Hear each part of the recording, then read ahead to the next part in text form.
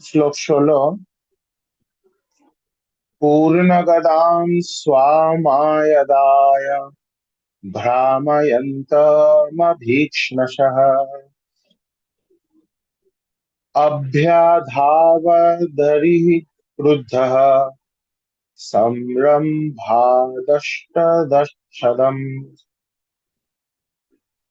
পুনর্গদাম স্বামাদায় ভ্রাময়ন্তম অভীক্ষ্ণশঃ অভ্যধাবত হরি ক্রুদ্ধः সম্রম্ভাত দষ্ট দচ্ছদম। পুনঃ অর্থাৎ পুনরায়, গদাম অর্থাৎ গদা, স্বাম অর্থাৎ তার, আদায় গ্রহণ করে, ভ্রাময়ন্তম ঘোরাতে ঘোরাতে, অভীক্ষ্ণশঃ পুনঃ পুনঃ, অব্যধাবত ধাবিত হয়েছিল, হরিহি পরমেশ্বর ভগবান, ক্রুদ্ধঃ রাগান্বিত, সম্রম্ভাত ক্রোধে, দষ্ট দংশন করে, দচ্ছদম তার ঠোঁটে। অনুবাদ: সেই দৈত্যটি পুনরায় তার গদা গ্রহণ করে তা বারবার ঘোরাতে ঘোরাতে ক্রোধবশত দন্তের দ্বারা তার অধর দংশন করতে আরম্ভ করলো। তখন পরমেশ্বর ভগবান অত্যন্ত ক্রুদ্ধ হয়ে সেই দৈত্যের দিকে ধাবিত হলেন। ততঃ চ গদয়া अरातिं दक्षिणस्यां भ्रुवि प्रभुः आजघ्ने सहतुतां सौम्य गदया कोविद अहनत्। ततश्च गदया रातिं दक्षिणस्यां भ्रुवि प्रभुः आजघ्ने सतुतां सौम्य गदया कोविदो हनत्। ততঃ তারপর, চ এবং, গদায়া তার গদার দ্বারা, অরাতিম শত্রু, দক্ষিণাস্যাম ডান দিকে, ভ্রুবি ভ্রুর মধ্যে, প্রভু ভগবান, আজ অগ্নে আঘাত করেছিলেন, সহ ভগবান, তু কিন্তু, তাম গদা, সৌম্য হে সৌম্য বিদুর, গদয়া তার গদার দ্বারা, কোবিদ দক্ষ, অহনত সে আত্মরক্ষা করেছিল। তারপর ভগবান তার গদা দিয়ে সেই শত্রুর ডান দিকে ভ্রুর মধ্যে আঘাত করেছিলেন। সেই হে সৌম্য বিদুর, কিন্তু যেহেতু সেই দৈত্যটি যুদ্ধে দক্ষ ছিল, তাই সে তার সুনিপুণ গদা চালনার দ্বারা আত্মরক্ষা করেছিল। হরি বল। হরে কৃষ্ণ প্রভু। প্রভু 15 18। নম্বর শ্লোকটা, হরে কৃষ্ণ প্রভু 15 নম্বর শ্লোকটা হয়নি, একটু পড়ে দেবেন। ও 15 নম্বর শ্লোক হচ্ছে। ঠিক আছে। হ্যাঁ, কালকে আসলে কোনো স্পিকার ছিল না, তাই হ্যাঁ, কালকে। হ্যাঁ, কালকে। ঠিক ঠিক। 15 নম্বর শ্লোক। ভগবানস্তু গদা বেগম বিস্পৃষ্টম রিপুনা উরসি অবঞ্চয়ত তিরশ্চীনঃ যোগারূঢ় ইব অন্তকম। ভগবানস্তু ভগবান, তু কিন্তু, গদা বেগম গদার আঘাত, বিস্পৃষ্টম নিক্ষিপ্ত, রিপুনা শত্রুর দ্বারা, উরসি তার বক্ষে, অবঞ্চয়ত এড়িয়ে গিয়েছিলেন, তিরশ্চীনঃ এক পাশে, যোগারূঢ় সিদ্ধ যোগী, ইব যেমন, অন্তকম মৃত্যু। অনুবাদ: কিন্তু ভগবান এক পাশে ঈষৎ সরে গিয়ে তার বক্ষের উপর নিক্ষিপ্ত শত্রু প্রচন্ড গদার আঘাত এড়িয়ে গিয়েছিলেন, ঠিক যেমন সিদ্ধ যোগী মৃত্যুকে বঞ্চনা করে। তাৎপর্য: এখানে সিদ্ধ যোগীর প্রকৃতির নিয়মে প্রদত্ত মৃত্যুকে পরাভূত করার দৃষ্টান্তটি দেয়া হয়েছে। শক্তিশালী গদার দ্বারা পরমেশ্বর ভগবানের চিন্ময় বিগ্রহকে আঘাত করা দৈত্যের পক্ষে অসম্ভব ছিল, কেননা পরমেশ্বর ভগবানের শক্তিকে কেউ অতিক্রম করতে পারে না। যারা উন্নত স্তরের পরমার্থবাদী, তারা প্রকৃতির নিয়ম থেকে মুক্ত, এমনকি মৃত্যুর প্রভাবও তাদের উপর কার্যকরী হয় না। আপাত দৃষ্টিতে মনে হতে পারে যে যোগী মৃত্যুর আঘাতে আক্রান্ত হয়েছেন, কিন্তু ভগবানের কৃপায় তিনি ভগবানের সেবার জন্য এই প্রকার বহু আঘাত অতিক্রম করতে পারেন। ভগবান যেমন তার স্বতন্ত্র শক্তির দ্বারা বিরাজমান, তেমনি ভগবানের কৃপায় ভক্তেরাও তার সেবার জন্য জীবিত থাকেন। হরে কৃষ্ণ। তো এই তাৎপর্য অত্যন্ত গুরুত্বপূর্ণ।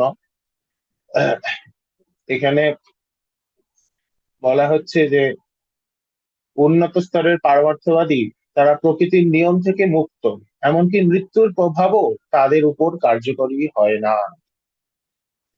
আর লাস্ট লাইনটা, যে ভগবান যেমন তার স্বতন্ত্র শক্তির দ্বারা বিরাজমান, তেমনি ভগবানের কৃপায় ভক্তেরাও তার সেবার জন্য জীবিত থাকেন।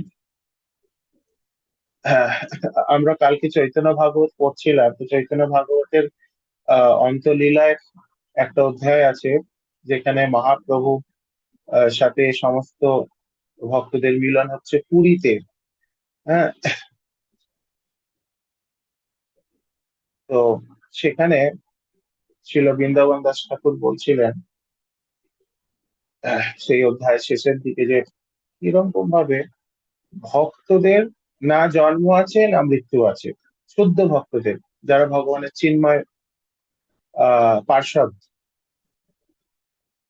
সেই ভক্তদের জন্মও নেই মৃত্যুও নেই, তারা কেবল ভগবানের সঙ্গে আবির্ভূত হয় আর তিরোভাব হয়।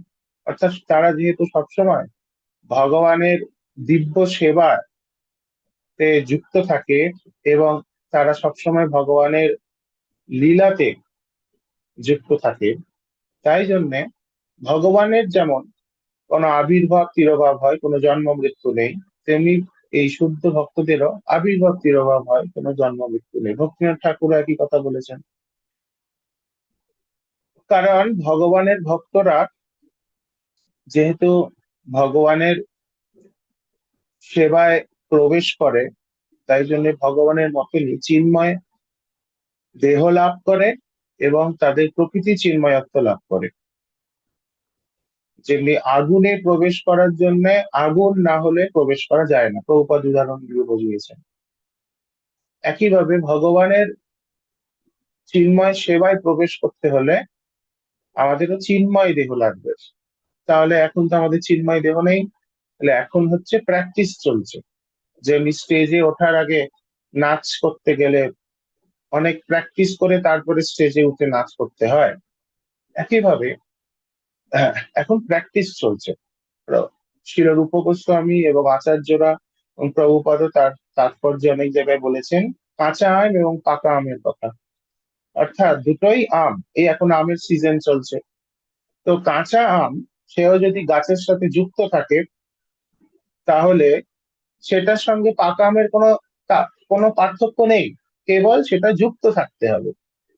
এবং সেই কাঁচা আম সময়ের সময়ে সময়ে যুক্ত থেকে সে আস্তে আস্তে পুষ্ট হবে এবং পেকে যাবে এবং অত্যন্ত মিষ্ট হবে। একইভাবে এই সাধন ভজন অর্থাৎ সাধক স্তরের, অর্থাৎ বৈধি সাধনা স্তরের ভক্ত, সে যদি ভক্তিতে যুক্ত থাকে, তাহলে ক্রমে ক্রমে সে রাগানুগা স্তরের ভক্তি প্রাপ্ত হবে এবং তারপরে প্রেম ভক্তি, সে ভাব ভক্তি এবং প্রেম ভক্তি প্রাপ্ত হয়ে পাকা আমে পরিপুষ্ট হবে। কিন্তু এই কাঁচা আম হচ্ছে এই বৈদিক সাধনা ভক্তি, অর্থাৎ ঠেলে গুজে কাজ করানো, নিজের আহ নিজে থেকে কাজ করে না, তাদের হচ্ছে ভয় দেখিয়ে বা তাদের কোন রকমের কর্তব্য বোধে তারা করছে, ভয়তে কর্তব্য বোধে আহ ভগবানের সেবা। এটা রাগানুগা ভক্তি নয়, এটা হচ্ছে বৈধি ভক্তি।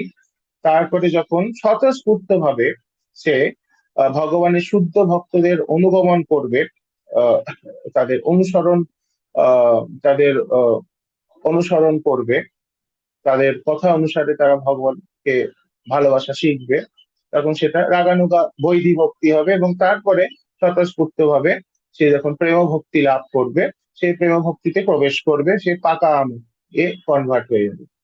তো এইভাবে সে তখন এই প্রেম ভক্তি স্তর করার সময়, স্তর প্রাপ্ত হওয়ার পরে সে আর এই জন্ম মৃত্যুর চক্রে আর পড়বে না। যতক্ষণ না ভক্ত প্রেম ভক্তি স্তর প্রাপ্ত হচ্ছে, ততক্ষণ তাকে এই পুনরপি জননম পুনরপি মরণম পুনরপি জননী জঠরে শয়নম ইহ সংসারে বহু বিস্তারে পাহি মুরারি কৃপা এই পাহি মুরারি। তো শঙ্করাচার্য গিয়েছেন যে বারবার আমাদের এই আমাদের মায়ের গর্ভের ভেতরে প্রবেশ করতে হবে এবং নিজের মলমূত্র খেতে হবে 9 মাস ধরে, এবং বারবার আমাদের মৃত্যুবরণ করতে হবে।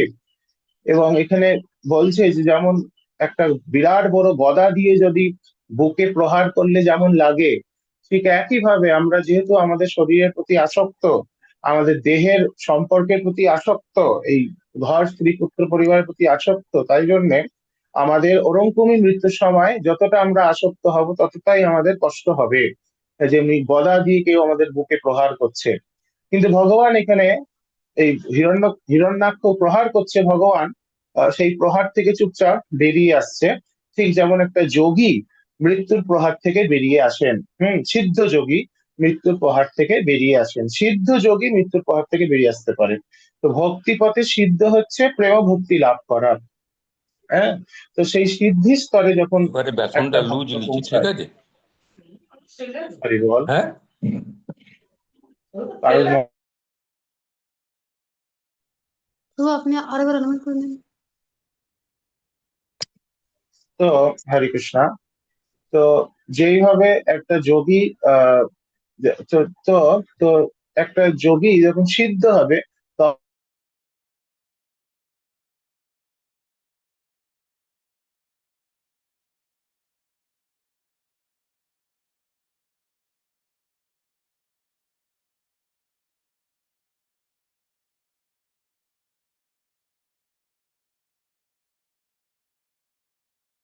রাজগ্নে সততাম সৌম্য গদয়া কোবিদো হনাৎ।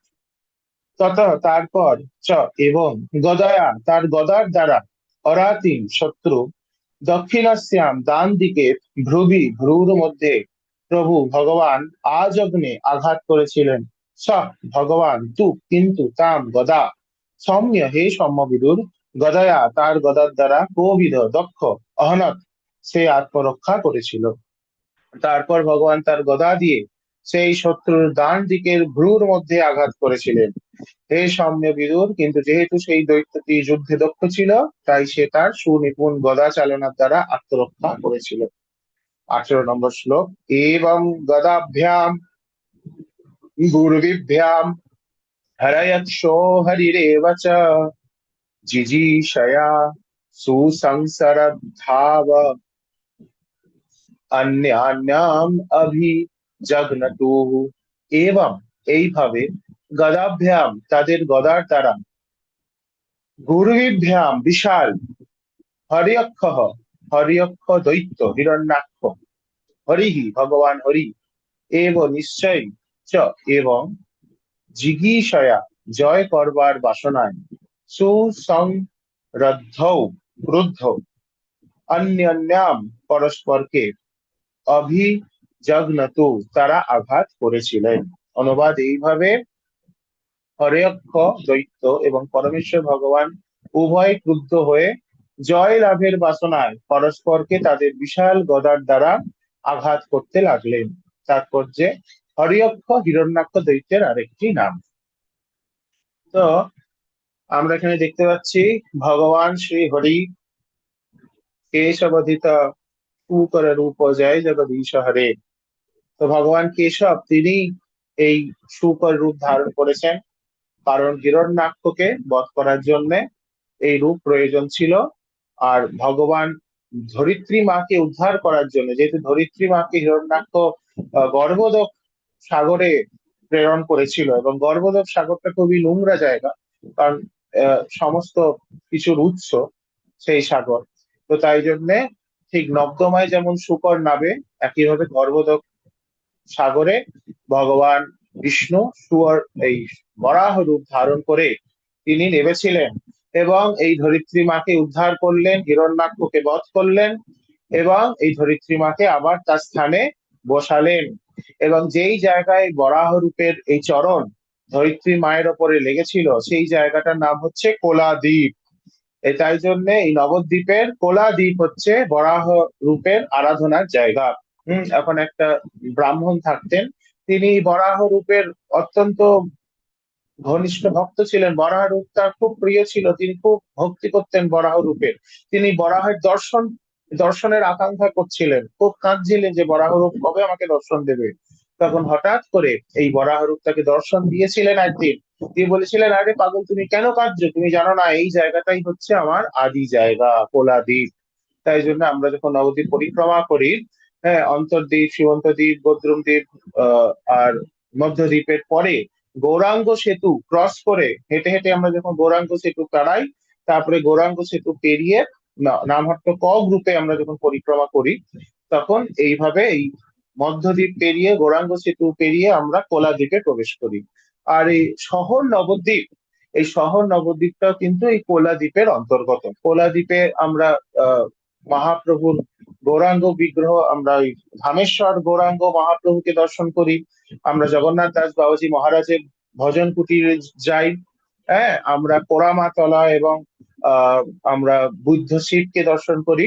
ওই দর্শন স্থান করে আমরা ওখানে রাত্রিবাস করি। তো যাই হোক, তো এই হচ্ছে ভগবান বরাহদেবের সাথে নবদ্বীপের সম্পর্ক, যেটা আমরা গৌরী ভক্তরা কখনোই বলি না। এবং এই বরাহদেব গদা দিয়ে উনি প্রহার করছে। এই ভগবানের গদা, এই গদা আমরা সবাই দেখেছি নারায়ণের হাতে থাকে। এবং এই যে বিভিন্ন জায়গায় গদা থাকলে নারায়ণের বিভিন্ন নাম হয়। এই যে আমরা 12টা জায়গায় ভগবানের নাম বলি, ওম কেশবায় নমঃ, ওম নারায়ণায় নমঃ, মাধবায় নমঃ, গোবিন্দায় নমঃ, বিষ্ণবে নমঃ, এই যে 12টা নাম, 12টা বিষ্ণু মূর্তির হাতে গদা বিভিন্ন জায়গায়, কারোর হাতের ডান হাতের ওপরে, কারোর বাঁ হাতের ওপরে, কারোর ডান দিকের নিচের দিকে হাতে, কারোর বাঁ দিকে নিচের দিকে হাতে, এইভাবে বিভিন্ন জায়গায় তাদের গদা থাকে। আর ওই অনুসারে শঙ্খচক্র পদ্মটাও বিভিন্ন হয়, ওই তাদের নাম আলাদা আলাদা হয়। তো ভগবানের গদার শব্দটা এসেছে গদ থেকে। গদ মানেই হচ্ছে কথা বলা। আমরা রোজ মহাপ্রভু শিষ্যাষ্টকমে গাইছি, এই তো গদ, হ্যাঁ, গদ গদ, বাচা, তাই না? তো গদ গদ, এই কথাটা মানে হচ্ছে কথা বলা, বা কথা না বলতে পেরে গদগদ শব্দ হওয়া। তো যখনই গদা দিয়ে আহার হচ্ছে, হিরণ্যাক্ষ এবং ভগবান গদা দিয়ে একে অপরকে মারছেন, কেউ ডান দিকে পায়ে মারছে, কেউ বক্ষে মারছে, আবার কেউ ভগবান মাথায় মারছেন। তো এই মারার সময় যখন আঘাত হচ্ছে গদা দিয়ে, তখন আওয়াজ হয়। তো গদার যখন যুদ্ধ হয় তখন বিরাট আওয়াজ হয়। এবং ভগবানের গদার নাম হচ্ছে কৌমুদী, কৌমুদিনী। ভগবানের বিষ্ণুর গদার নাম হচ্ছে কৌমুদিনী। হ্যাঁ, পরাশর ভট্ট বলেছেন এই কৌমুদিনী গদা হচ্ছে সমস্ত গদার রানী। তো গদা হচ্ছে স্ত্রীলিঙ্গ, এবং গদা হচ্ছে সমস্ত, এই কৌমুদিনী গদা হচ্ছে দেবী, একজন দেবী, বুঝতে পেরেছেন, শক্তি, ভগবানের শক্তি। এবং তিনি হচ্ছেন সমস্ত গদার রানী, হচ্ছে এই কৌমুদিনী। এবং এই কৌমুদিনী গদা থেকে যেমন সুদর্শন চক্র থেকে আহ আগুন বেরোয়, যেই আগুন প্রলয়ে আগুন সমস্ত কিছু নষ্ট করে দেয় প্রলয়ের সময়, একইভাবে এই গদা থেকেও এরকম আগুন বেরোয়। এবং মহাভারতের প্রসঙ্গে আমরা দেখি যে ভগবান শ্রী কৃষ্ণচন্দ্র এবং অর্জুন, তারা যখন অর্জুন বনবাসে ছিলেন, তখন এই খান্ডব বনকে দেবতারা, মানে বরুণ দেব, তিনি তিনি অর্জুনকে বলেছিলেন যে তুমি আমাকে এই খান্ডব বনটা জ্বালিয়ে দাও, তাহলে আমার আহার পাবো আমি। তো অর্জুনকে রিকোয়েস্ট করেছিল। তো সেই রিকোয়েস্টটা অর্জুন আর কৃষ্ণ মিলে খান্ডব বন জ্বালিয়েছিল, এবং বরুণ দেব সেই আহার করেছিলেন। এবং তার বিনিময়ে বরুণ দেব এই অর্জুনকে দিয়েছিলেন গান্ডীব, আর আমাদের কৃষ্ণকে দিয়েছিলেন এই কৌমুদিনী গদা। হুম। কিন্তু এমন নয় যে ভগবান শ্রীকৃষ্ণের কাছে এই কৌমুদিনী গদা ছিল না। কৃষ্ণের গদা কৃষ্ণের কাছেই সবসময় ছিল, কিন্তু লীলার ছলে, যেমনি আমরা গঙ্গা জল দিয়ে গঙ্গা পুজো করি, তেমনি বরুণ দেব ভগবান কৃষ্ণের স্তুতি করেছিলেন এই কৌমুদিনী গদা ভগবানকে দিয়ে। তো এইভাবে ভগবান কৃষ্ণের কাছে এই কৌমুদিনী গদা এসেছিলেন। এবং এই কৌমুদিনী শব্দটা যদি আমরা দেখি, কুমুদ শব্দ থেকে এসেছে কৌমুদিকি। কুমুদ হচ্ছে একটা পদ্ম ফুলের নাম, যেই পদ্ম ফুল আহ হুম আহ, সূর্যের আলোতে ফোটে, সেই পদ্ম ফুল হচ্ছে কৌমুদিকি, কুমুদ। এবং এই কুমুদ পদ্মটি ভূমি দেবীর খুবই প্রিয়, বা ভূমি দেবীর অত্যন্ত প্রিয় হচ্ছে এই কুমুদ পদ্ম। তো বিষ্ণু পুরাণে বলা হয়েছে যে এই গদা হচ্ছে বুদ্ধি তত্ত্ব, বুদ্ধি। হ্যাঁ, তো আমাদের বুদ্ধি দিয়ে আমরা ভগবানের সেবা করি। বুদ্ধির কাজ হচ্ছে বিবেক আহ এবং বৈরাগ্য। তো এই বুদ্ধি দিয়ে ভগবানের সেবা করার প্রতীক হচ্ছে এই গদা। এবং আহ বলদেব বিদ্যাভূষণ তিনি বলেছেন এই গদা হচ্ছেন বায়ু তত্ত্ব, বায়ু তত্ত্ব। তো এইভাবে গদার অনেক মাহাত্ম্য রয়েছে। তো আমরা যখন এই তৃতীয় স্কন্ধেই 28 নম্বর অধ্যায়, 28 নম্বর শ্লোকে কপিল মুনি বলছেন, আপনারা যদি 28 নম্বর শ্লোক পড়বেন পরে, তখন দেখবেন যে কপিল মুনি বলছেন এই এই এই এই স্কন্ধতেই, তৃতীয় স্কন্ধতেই আছে 28 নম্বর অধ্যায়। কপিল মুনি বলছেন, কৌমোদকিম ভগবতো দয়িতাং স্মরেত দিগ্ধামরাতি ভটশোণিত কর্দমেন। অর্থাৎ ভগবানের অতি প্রিয় কৌমুদিকি গদার ধ্যান করা উচিত। এই গদা বৈরী ভাবাপন্ন অসুরদের সংহার করার ফলে তাদের শোণিত কঙ্কে সিক্ত। হুম? তো যারা যোগী, যোগীরা যখন ভগবানের ধ্যান করেন, তারা ভগবানের সমস্ত আয়ুধেরও ধ্যান করেন, শঙ্খ চক্র গদা পদ্মর্থ সবারই ধ্যান করেন। তো এই গদারও আমাদের ধ্যান করা উচিত। এই গদা হচ্ছে ভগবানের যারা শত্রু, তাদের রক্ত লেগে রয়েছে এই গদাতে। গদা সবসময় ভগবানের শত্রুদের বিনাশ করছে। এবং এই গদার সাথে এই রক্ত লেগে রয়েছে কার? ভগবানের সঙ্গে যারা শত্রু, তাদের তাদের সংহার করার ফলে তাদের রক্তর সাথে এই গদা কি করে, ঠিক যেমন জলের সাথে মাটি মিশিয়ে পাক হয়ে যায়, তেমনি এই ভূমি দেবীর সাথে এই কাদার সাথে এই শত্রুদের রক্ত মিশিয়ে পাক করে দেয় এই গদা। তো এই গদার আমাদের ধ্যান করতে বলছেন কপিল মুনি। তো এইভাবে বিভিন্ন জায়গায় আমরা দেখছি যে এই গদার স্তুতি রয়েছে, কৌমুদিকি গদার স্তুতি রয়েছে। নারায়ণ কবচে কৌমুদিকির গদার কে প্রার্থনা করা হচ্ছে যে, হে কেশব, তুমি আমাকে দিনের প্রথম ভাগে এই তোমার কৌমুদিকি গদা দিয়ে আমাকে রক্ষা করো। নারায়ণ কবচে দেবতারা প্রার্থনা করছে। তো এইভাবে এই কৌমুদিকি গদার বিরাট শক্তি রয়েছে।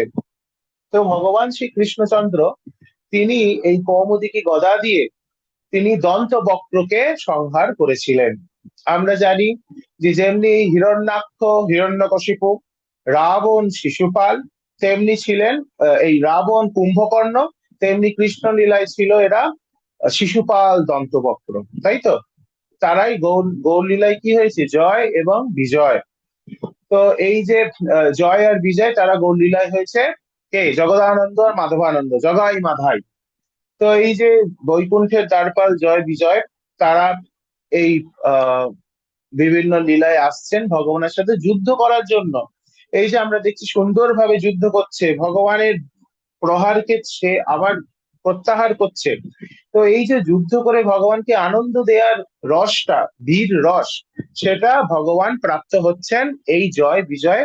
তারা ভগবানকে এই রসে ভগবানকে সেবা করছে, এবং তা একই সাথে ভগবানের লীলাতে তারা যুক্ত থাকছে। আমরা সেটা আগে থেকে শুনেছি। তো এই আমরা দেখছি যে এখানে হিরণ্যাক্ষকে ভগবান এই গদা দিয়ে প্রহার করছে, আর হিরণ্যকশিপুকে ভগবান তার নিজের নখ দিয়ে তিনি সংহার করছেন। তেমনি আমরা কৃষ্ণ লীলায় দেখেছি ভগবান কৃষ্ণ তিনি শিশুপালকে তার চক্র দিয়ে সংহার করেছে। চক্রের স্বাদ, চক্রকে শিশুপালের রক্ত খাইয়েছে।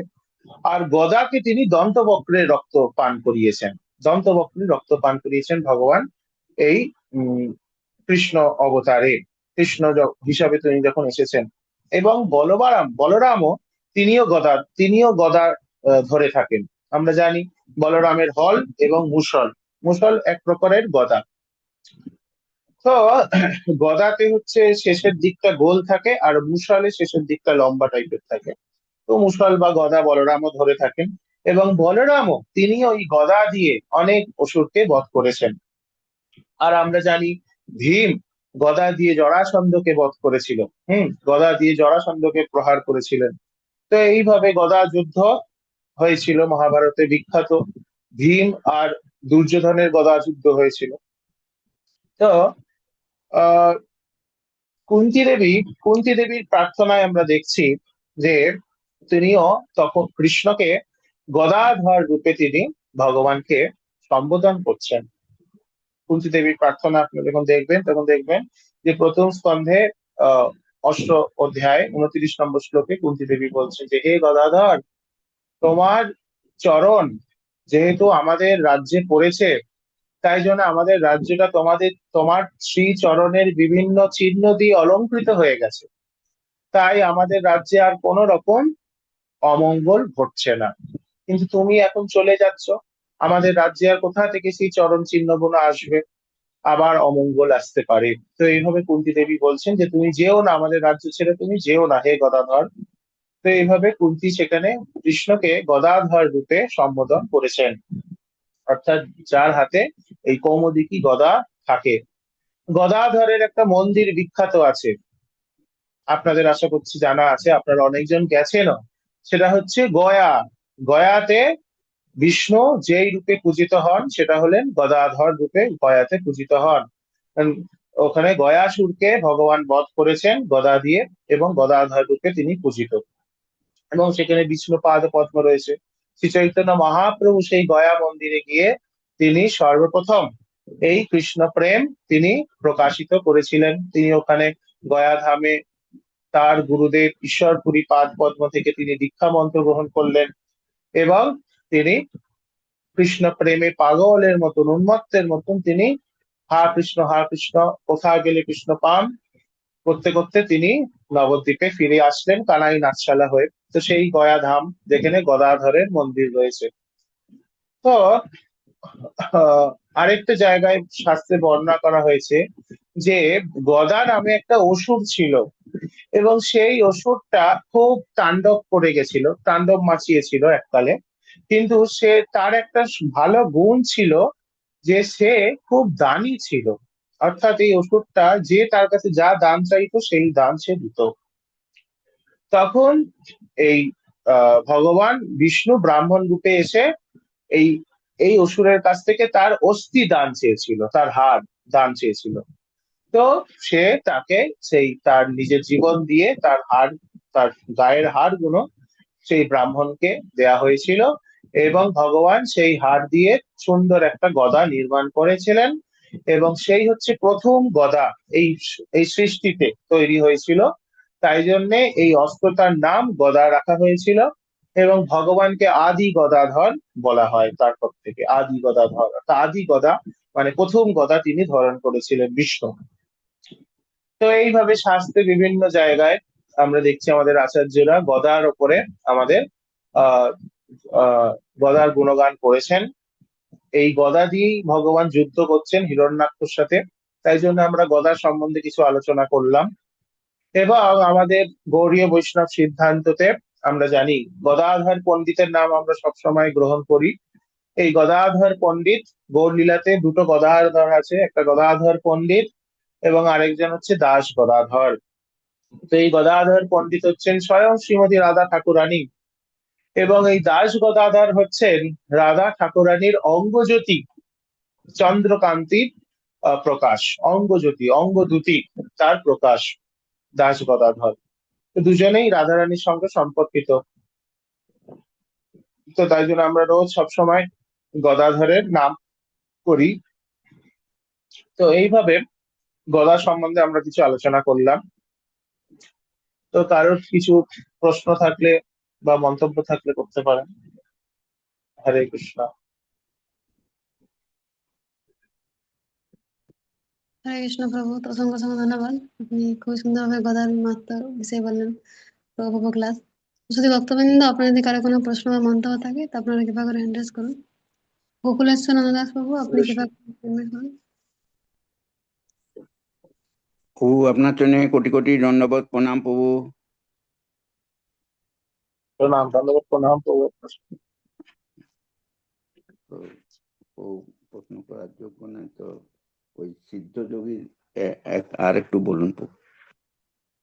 সিদ্ধ যোগী, হ্যাঁ, সিদ্ধ যোগী মানে যেই যোগ, যোগ সাধনায় তারা সিদ্ধি লাভ করেছে। সিদ্ধি মানে হচ্ছে যেটা পাওয়ার জন্য সাধনা করা হয় সেটা তারা পেয়েছে। যেমনি স্কুলে পড়াশোনা করা হয় ডিগ্রি পাওয়ার জন্য, নাকি? ডিগ্রি হ্যাঁ, পাওয়ার জন্য তার সাথে বিদ্যা অর্জন করে ডিগ্রিটা পাওয়ার জন্য, এমন নয় যে শুধু ডিগ্রি পেয়ে যাবে। বিদ্যা অর্জন করার জন্য স্কুলে পড়াশোনা করা হয়, চাকরি করা হয় টাকা পয়সা অর্জন করার জন্য। একইভাবে যোগ সাধনা করা হয় ভগবানকে লাভ করার জন্য। তো যেই যোগীরা যোগ সাধনা করে ভগবানকে লাভ করেছেন, ভগবানকে দর্শন করেছেন, তাদের সম্পর্ক ভগবানের সাথে যেটা আছে সেটা তারা বুঝে সেই মতন করে সেবা শুরু করে দিয়েছেন। সেই বরণ দশা বা সিদ্ধ দশা হচ্ছে যোগীদের সিদ্ধি লাভ করা, অর্থাৎ প্রেম ও ভক্তি লাভ করা। আমাদের ভক্তি যোগে সিদ্ধি হচ্ছে প্রেম ও ভক্তি লাভ করা, প্রেম ও ভক্তি স্তরে উন্নীত হওয়া, সেটাই হচ্ছে সিদ্ধি ভক্তি যোগে। তো সেই প্রেম ও ভক্তি স্তরে যারা উন্নীত তারা মৃত্যুবরণ করে না, তাদের মৃত্যু হয় না।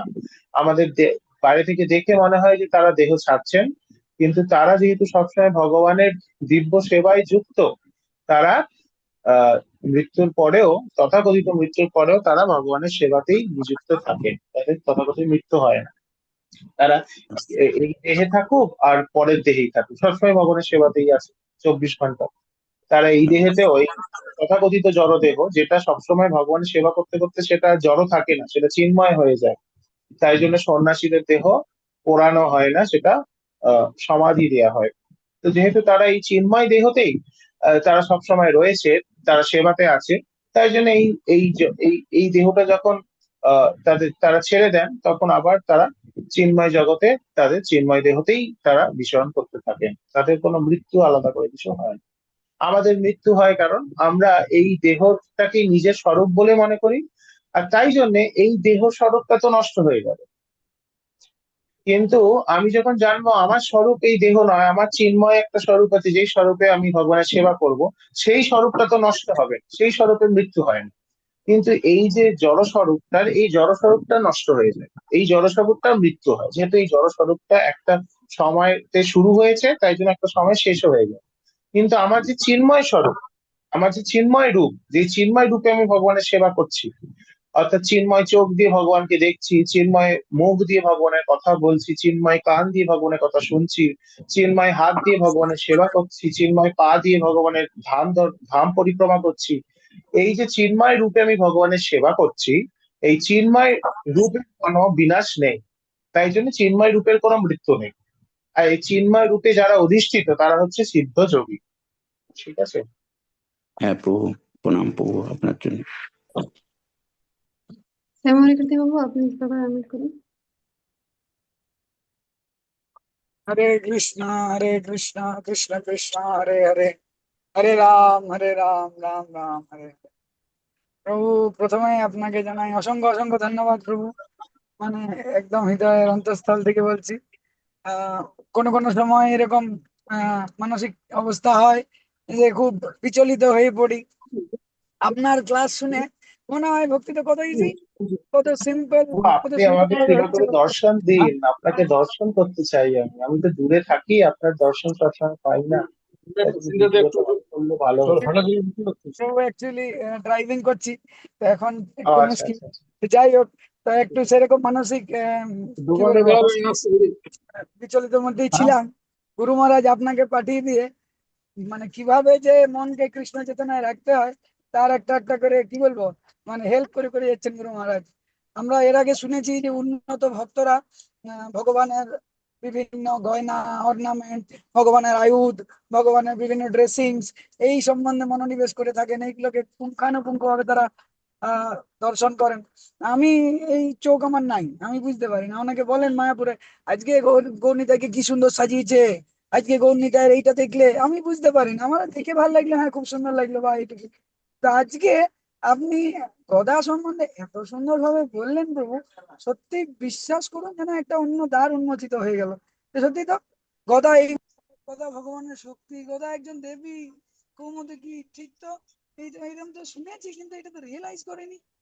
তো আপনাকে প্রভু অসংখ্য অসংখ্য ধন্যবাদ। ফোন এসছে, আপনাকে অসংখ্য অসংখ্য অসংখ্য ধন্যবাদ প্রভু। প্রভু, সকলের পক্ষ থেকে, আমার পক্ষ থেকে, যে আমার কনসাসনেসটাকে আবার কিছুটা সেই পুরোনো জায়গায় ফিরিয়ে আনার জন্য অসংখ্য ধন্যবাদ প্রভু। সকলে প্রার্থনা করবেন আমাদের জন্য। আপনার কথা শুনে আমি আরো উদ্বুদ্ধ হচ্ছি কৃষ্ণ ভাবনায়। ভালো ভালো ধন্যবাদ, প্রণাম। হরে কৃষ্ণ, ধন্যবাদ, প্রণাম প্রভু।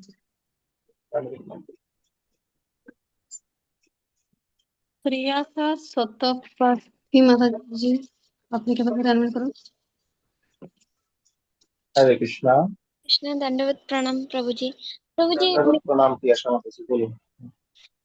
प्रभु जी, मेरा जो सवाल था वो मेरे स्टडी से रिलेटेड था। मतलब हमने भगवत गीता में ऐसे पढ़ा है कि भगवान की सेवा में लगो। भगवान बोलते कि मुझ में मतलब मेरा चैंटिंग करो, मेरे सेवा में लगो।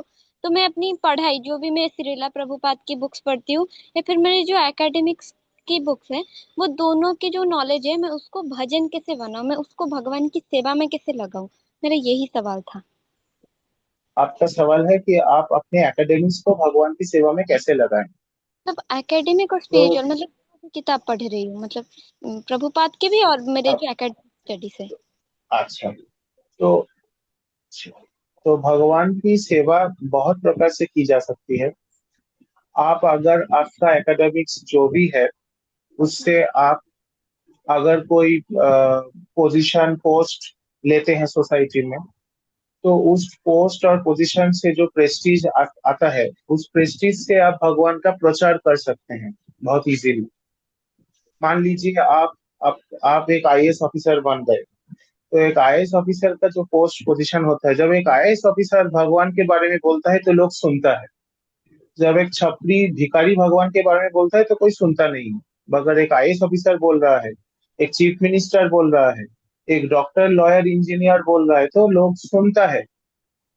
तो ये एक पार्ट है। दूसरा पार्ट, आप अपना का जो एकेडमिक स्टडी है उससे जो मटेरियल आपका जीवन है, उससे आप जो भी धन कमाएंगे उसका एक पोर्शन से आप भगवान का सेवा कर सकते हैं। इस प्रकार से आप भगवान का सेवा कर सकते हैं। हमारे गुरु महाराज श्री श्रीमद जयप्रकाश स्वामी गुरु महाराज बोलते हैं कि एक फैक्ट्री वर्कर भी जब फैक्ट्री में काम करता है, उसको सोचना चाहिए कि ये फैक्ट्री का जो मेरा काम है, ये काम मैं कृष्ण के लिए कर रहा हूँ, क्योंकि काम का फल मैं कृष्ण को अर्पण करने वाला हूँ, तो ये कृष्ण का ही काम है। उसी प्रकार से वो ठीक ठाक करके काम करता है। जैसे भगवान ने अर्जुन को बोला है तुम युद्ध करो, युद्ध करना ही तुम्हारा काम है, तुम क्षत्रिय हो, तुम्हें युद्ध करना ही चाहिए, क्योंकि युद्ध के बिना तुम रह नहीं सकते हो।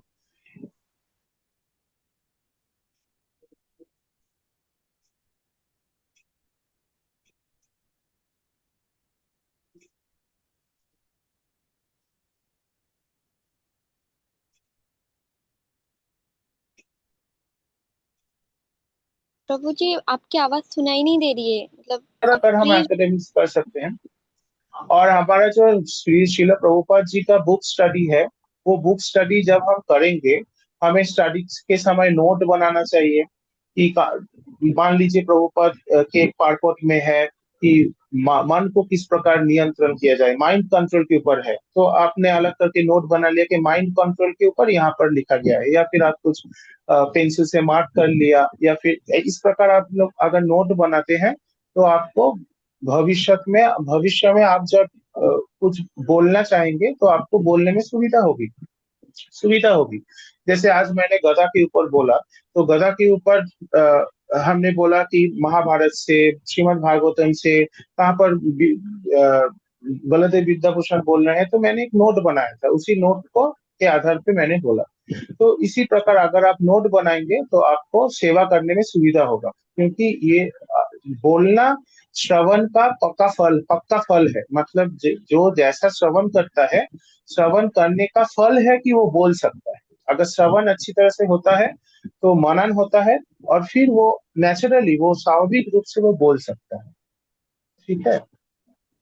और ठीक बोलना है। खत्म नहीं है, बोलना इसीलिए होता है क्योंकि हम खुद अपने को सुनाते हैं और भगवान सुनते हैं। भगवान परम श्रोता है और भगवान के कानों को आनंद देना ही वक्ता का काम है। यही सेवा है, श्रवणम कीर्तनम विष्णु। ठीक है प्रभु जी, धन्यवाद। हरि बोल, हरि बोल, हरि बोल प्रभु।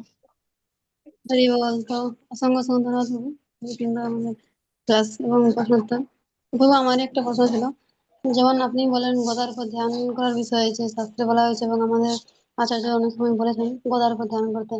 তো এমনিতে সাধারণত আমরা যেমন কোনো যেমন মায়াপুরে রাধা মাধব মন্দির যাই বা কোনো জায়গায় কোনো ইস্কন মন্দির, তো তখন বুঝতে পারি না যে ভগবানকে ভগবানের কাছে দাঁড়িয়ে গেছি, কিন্তু সেই সময় মনোভাবটা আসে না ধ্যান করার, বা যদিও ধ্যান আমার প্রয়াসটা জানি যে এরকম ভাবে বলেছেন কপিল মুনি, তবুও ওটা প্র্যাকটিক্যাল ভাবে কিভাবে ওটা অ্যাপ্লাই করবো সেটা যদি আপনি একটু বলেন খুব ভালো হতো। প্র্যাকটিক্যাল মানে যখন আপনি ধরুন এই গদারই এক্সাম্পল দিচ্ছি, আপনি নারায়ণের হাতে গদা দেখলেন, বা আমরা তো মায়াপুরে গেলে গদা দেখতে পাই কোথায় বলুন তো, এক নৃসিংহদেবের হাতে, আর আরেকটা হচ্ছে নৃসিংহদেবের হাতে থাকে, আরেকটা হচ্ছে আপনার ইয়েতে থাকে, আমাদের বলরামের কাছে থাকে মায়াপুরে।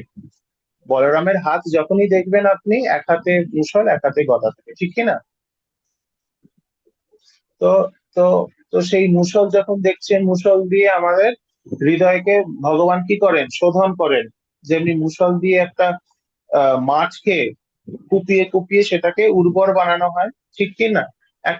একইভাবে গুরুদেব বলরামের এই শক্তি দিয়ে কি করেন, আমাদের ওপরে প্রহার করেন। কি করে প্রহার করেন? যে 4টে নিয়ম পালন করতে হবে, 16 মালা জপ করতে হবে, ভক্তির নিয়ম সুন্দর করে পালন করতে হবে, এইভাবে, যেটা আমরা হয়তো নাও করতে চাই, বা রোজ সকালবেলা উঠে মঙ্গল আরতি করতে হবে। ওই ওই উপদেশগুলো হচ্ছে প্রহার, উপদেশগুলো প্রহার। আর সেই প্রহারগুলো দিয়ে আমাদের শক্ত হৃদয়টা নরম হয়। যখন আমরা উপদেশগুলো পালন করি, যত আমরা পালন করব তত আমি আমার হৃদয়কে কোপাচ্ছি, তত আমার হৃদয় নরম হচ্ছে। আর তারপরে ভক্তির বীজটা সেখানে রোপণ করা হয়, যেটা আস্তে আস্তে শ্রদ্ধা থেকে প্রেম অব্দি সেটা আস্তে আস্তে বাড়ে। এবং সেটাকে আমাদের ভালো করে বেড়া দিয়ে রাখতে হয়, জল দিতে হয়, এবং আমরা জানি। তো এইভাবে আমরা ওই মুষল থেকে আমার এই যে আমি চিন্তাটা করলাম, এটা ধ্যান। ধ্যান মানে স্মরণ। হ্যাঁ, স্মরণ হচ্ছে মনের প্রাণ। যেমনি একটা প্রাণ আছে তো আমাদের দেহে, যে প্রাণটা বেরিয়ে গেলে আমাদের দেহ মরে, তথাকথিত দেহ আর নিশ্চল হয়ে যাবে। একইভাবে মনের প্রাণ হচ্ছে স্মরণ। নরোত্তম দাস ঠাকুর প্রেমভক্তি চন্দ্রিকায় বলছেন, তো স্মরণ হচ্ছে মনের প্রাণ।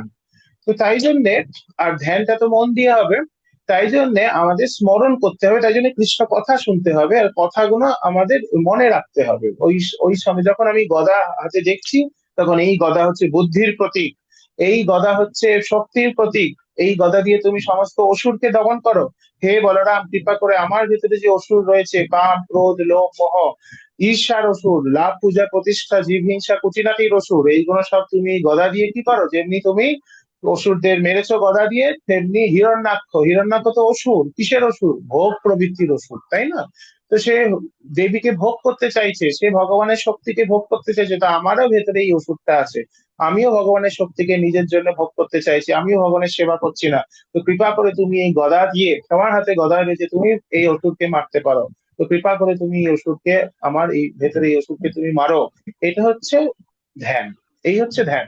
তো এইভাবে যোগীরা ধ্যান করে। এইভাবে যখন ভগবানের গদা দেখে, তাদের মনে এই চিন্তা আসে, এই প্রার্থনা আসে। একইভাবে আমরা যখন ভগবানের নাম জপ করছি, হরে কৃষ্ণ কৃষ্ণ কৃষ্ণ হরে হরে, হরে রাম রাম রাম হরে হরে, এটা শুধু মুখ দিয়ে বলছি, মুখের কাজ হচ্ছে বলা, কানের কাজ শোনা, কিন্তু মনের কাজ হচ্ছে ধ্যান করা। মনের কাজ হচ্ছে এই শব্দ তরঙ্গ ভেতরে প্রবেশ করে প্রার্থনা করা, যে কৃপা করে হে কৃষ্ণ, হে শ্রীমতী রাধারানী, কৃপা করে আমাকে আপনার দিব্য প্রেমময় সেবায় নিযুক্ত করে। এটা মনের কাজ। এটা হচ্ছে নামের উপরে ধ্যান।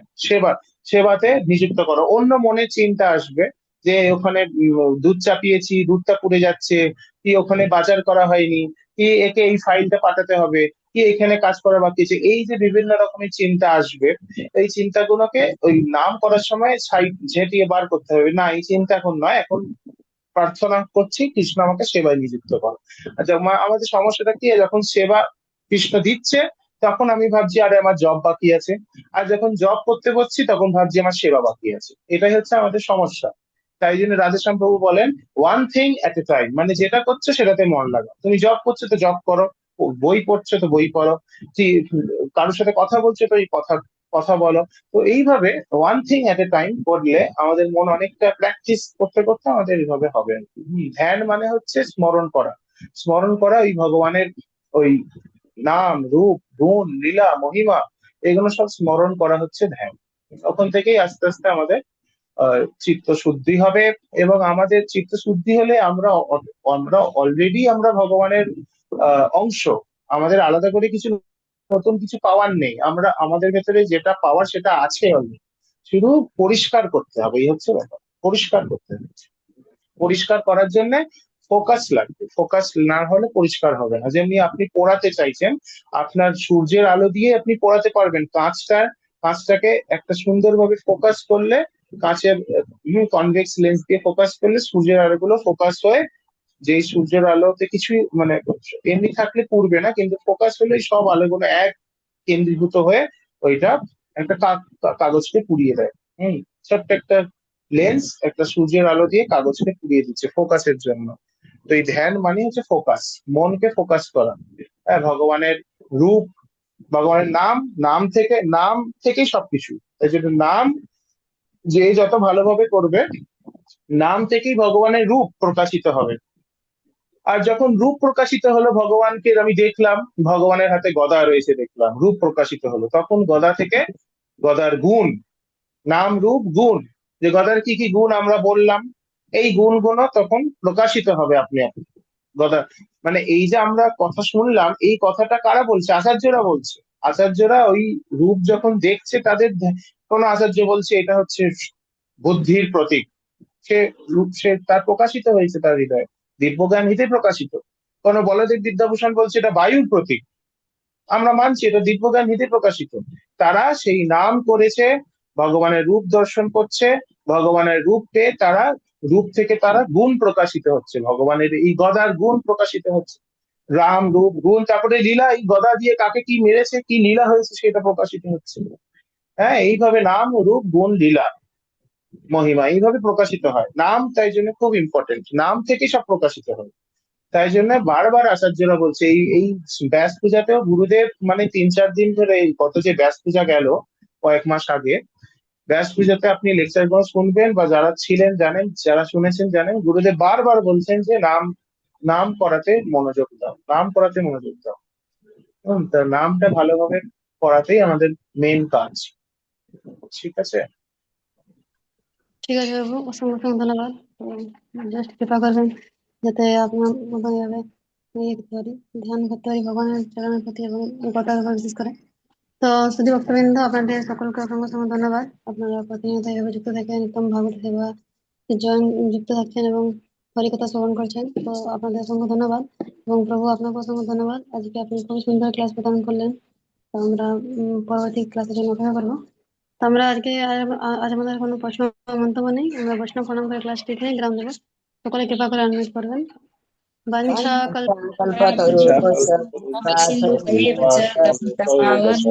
পতিতানাং পাবনেভ্যো বৈষ্ণবেভ্যো নমো নমঃ।